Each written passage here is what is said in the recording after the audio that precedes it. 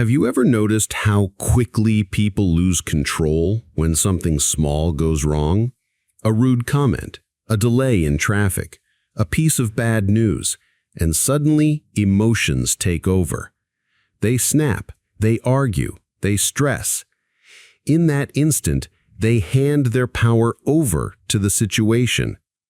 This is exactly what the Stoics warned us against: the danger of reacting impulsively. Marcus Aurelius wrote in his Meditations, "You have power over your mind, not outside events. Realize this, and you will find strength." The wisdom here is simple, yet profound. The world will always provoke you, but your reaction is always your choice. When you let anger, fear, or frustration dictate your actions, you're no longer in control. You've become a puppet to your emotions. Think about it. Reacting without thought almost always makes things worse. A rude comment ruins a relationship. A rash decision destroys opportunities. Even minor frustrations, like traffic or waiting in line, steal your peace of mind when you give in to them. Every time you react, you lose a piece of yourself to something outside of your control. The Stoics believed that true freedom comes from self-mastery. Epictetus taught that it's not what happens to you, but how you react to it that matters. Notice the shift. Events themselves are neutral. It's your judgment that turns them into suffering or peace. By refusing to react impulsively, you reclaim your strength. So ask yourself, how much of your energy do you waste reacting to things that don't matter? How many times do you let others control your emotions? The first step to power is awareness. When you recognize that reacting makes you weaker, you begin to see the value in restraint. In the next part, we'll explore the space between stimulus and response, the secret place where Stoic power lives. Every moment of your life is filled with triggers. Someone cuts you off in traffic. A coworker criticizes your work.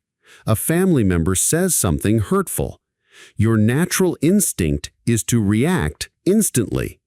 But here's where the Stoics discovered a hidden power: in the tiny space between stimulus and response. Viktor Frankl, a man who endured the horrors of concentration camps, captured this perfectly. Between stimulus and response, there is a space. In that space is our power to choose our response. In our response lies our growth and our freedom. Although Frankl wasn't a Stoic, his words reflect the very heart of Stoic philosophy. When something happens, you don't have to react right away. You can pause. You can breathe. And in that pause, you regain control over yourself. The Stoics practiced this daily. They trained their minds to delay reaction, to insert a moment of reflection before action. That's where your strength lies, not in suppressing emotions, but in mastering them. Think about a heated argument. The first words that rush to your lips are often the ones you regret later. But if you pause, even for a few seconds, you give yourself time to choose words that are calm, measured, and wise. That pause can save a relationship, protect your peace of mind, and maintain your dignity. Marcus Aurelius reminded himself, if you are distressed by anything external, the pain is not due to the thing itself, but to your estimate of it. In other words, the insult, the delay, the challenge, none of these truly harm you. It's your reaction that creates harm. So practice finding that space. When something triggers you, don't rush to respond. Wait, observe. Then choose your response with clarity. In the next part, we'll look at practical Stoic techniques you can use every day to strengthen this discipline. Knowing you shouldn't react is one thing. Actually staying calm when life tests you, that's the challenge. The Stoics didn't rely on willpower alone. They developed techniques to train their minds. These practices are just as powerful today as they were 2,000 years ago. 1. Pause and breathe. When you feel anger or frustration rising, stop. Take a slow, deep breath. This simple act interrupts the chain of reaction. Seneca once wrote, "The greatest remedy for anger is delay."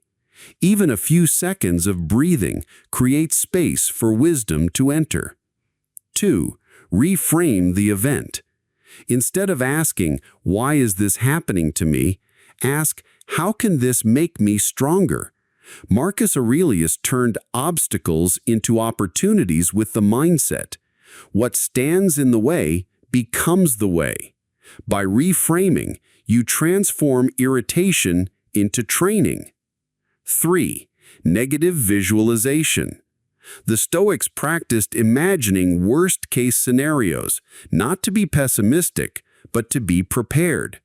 If you visualize setbacks ahead of time, they lose their sting when they arrive. You meet them calmly because you've already faced them in your mind. 4. Focus only on what you control. Epictetus taught that most suffering comes from trying to control what we cannot. Traffic, rude people, delays, these aren't yours to control, but your reaction is. Redirect your energy there, and you'll conserve peace of mind. 5. Journal your triggers. Each night, reflect. Where did I lose control today? How could I have responded differently? Marcus Aurelius used his meditations as a journal of self-discipline. Writing builds awareness, and awareness builds strength. These techniques aren't complicated. They're practices. The more you use them, the more natural they become. Calmness becomes a habit. Most people see emotional triggers as problems to avoid. Someone insults them and they stew in anger. A setback comes and they drown in frustration. But the Stoics flipped this perspective. To them, every trigger was not a curse, but a training ground. Marcus Aurelius wrote, "The impediment to action advances action. What stands in the way becomes the way." In other words, obstacles aren't obstacles at all. They're opportunities. When someone tests your patience, that's your chance to practice patience. When life tests your resilience, that's your chance to become resilient. Every irritation is a chance to grow stronger. Think of it like going to the gym. You don't build muscle without resistance. The weights you lift are the very thing that make you stronger. In the same way, your emotional triggers are weights for the mind. Each time you face them with calm, you're strengthening your emotional muscles. Here's a simple exercise. Next time you feel provoked, label it silently. This is my training. Instead of resenting the situation, treat it like practice. Stuck in traffic? Training patience. Someone criticizes you unfairly? Training humility. A deal falls through? Training resilience. Suddenly, life stops being a series of problems and becomes a lifelong gym for the soul. Seneca put it beautifully. Difficulties strengthen the mind as labor does the body. If you shy away from difficulty, you miss the chance to grow. But if you lean into the discomfort, you leave stronger than before. So the next time life pushes your buttons, remember, this isn't punishment, it's practice. Each trigger is a teacher, showing you where you're weak and giving you the chance to become unshakable. In the final part, we'll bring everything together and see how the strength of stillness becomes the ultimate power. In the end, Stoicism teaches us something simple yet profound. Stillness is strength. The world equates power with noise, loud voices, quick tempers, and instant reactions. But true power is the opposite. It's the ability to remain calm when others are restless, to stay centered when everything around you is chaotic. Marcus Aurelius wrote, "Be like the rock against which the waves continually break, but it stands firm and tames the fury of the water around it."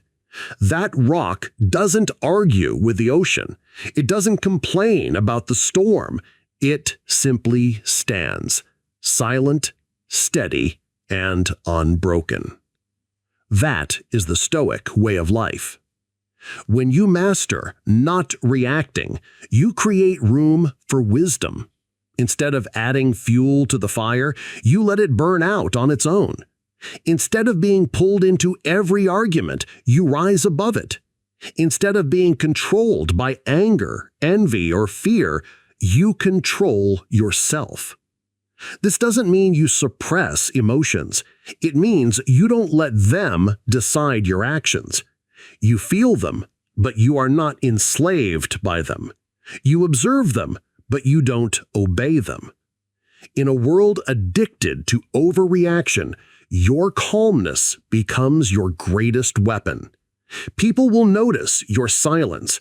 They will notice your discipline, and they will realize you hold something rare, the strength of self-mastery.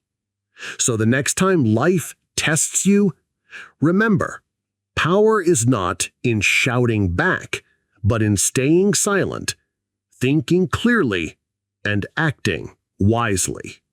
That is the essence of Stoicism, the courage to remain unmoved by chaos and the freedom that comes from mastering yourself.